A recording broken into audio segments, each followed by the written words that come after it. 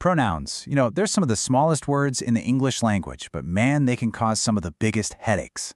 I or me, myself or them.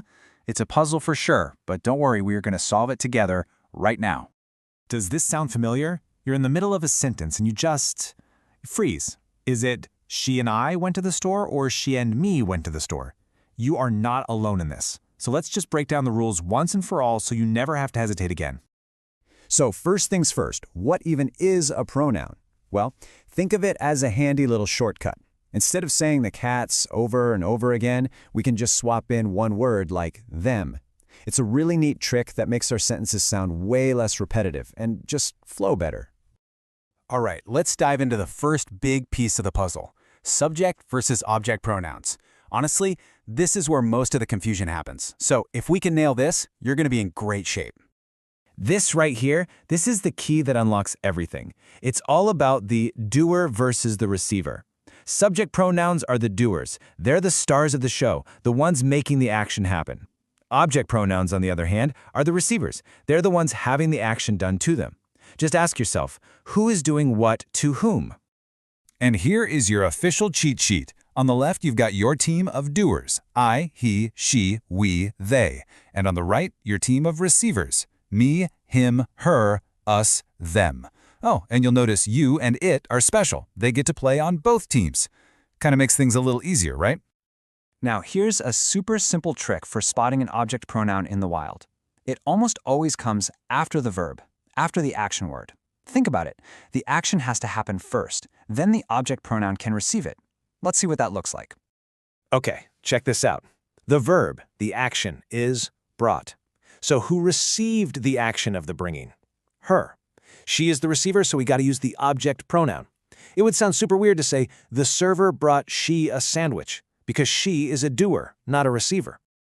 Let's try another one. The verb is gave. Who received all that homework? Us.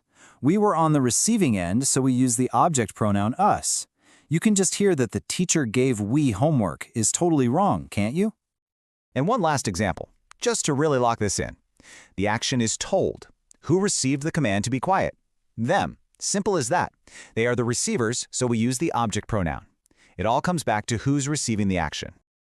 Okay, you're doing great. We figured out subject and object pronouns. So let's add a new player into the mix, the reflexive pronoun. These are all those words that end in self or selves, like myself and themselves.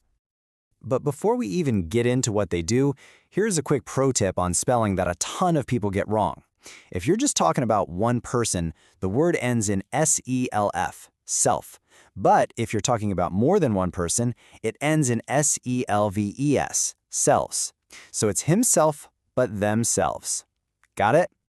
And here they are, the whole family of reflexive pronouns. We've got myself, yourself, himself, herself, and itself for the singulars. And for the plurals, we have ourselves, yourselves, and themselves. So now that we've properly met them, what in the world do they actually do? Well, these self and selves words are way more useful than you might think. They're kind of like the Swiss Army knives of pronouns. They actually have 3 completely different jobs they can do in a sentence. So what are these 3 jobs? First, there's the reflexive role. That's the main one. Second is the emphatic role, for when you really want to make a point. And third is the idiomatic role, where they're part of a special phrase. Let's take a look at each one. First up, the reflexive role. This is when the doer of the action and the receiver of the action are the exact same person. In she hurt herself, she is the one doing the hurting, and she is also the one getting hurt. The action literally reflects back on the subject, just like looking in a mirror. Next, we have the emphatic role. This is all about adding emphasis. So when your friend asks, "Did you make the cake yourself?" what they're really asking is, did you, and nobody else but you, make this amazing cake? It just adds a little extra punch and makes the subject stand out. And finally, we have the idiomatic role. This is kind of a special case. Take a phrase like by himself. It's not just for emphasis. This is a fixed, common expression that has its own unique meaning. And that meaning is simply alone. That's it. He went to school by himself just means he went to school alone. And this works for all of them. I went by myself. We went by ourselves. So anytime you see by plus one of these reflexive pronouns, it's a safe bet it just means alone or without any help. All right, enough theory. You've seen all the pieces of the pronoun puzzle. Now it's your turn. Let's see if you can put them together and solve a few. You ready for this? Okay, first one. The cat cleaned it or itself. Let's think. Who's the doer? The cat. Who's the receiver of the cleaning? Also the cat. The action is reflecting back on the subject. So the correct answer is itself. The cat cleaned itself. Nice. Next up, the coach told you or yourself. Okay, who's the doer here? The coach is. He's doing the telling. Who is the receiver? The person being told. So, we definitely need an object pronoun here, not a reflexive one. The answer has to be you. The coach told you to run every day. And for our final practice question, they came to work by them or themselves? Wait a second. Do you see that little word by? That's our clue. This is one of those special idiomatic phrases we just talked about. So the correct choice is themselves. They came to work by themselves, meaning they came alone. You got it.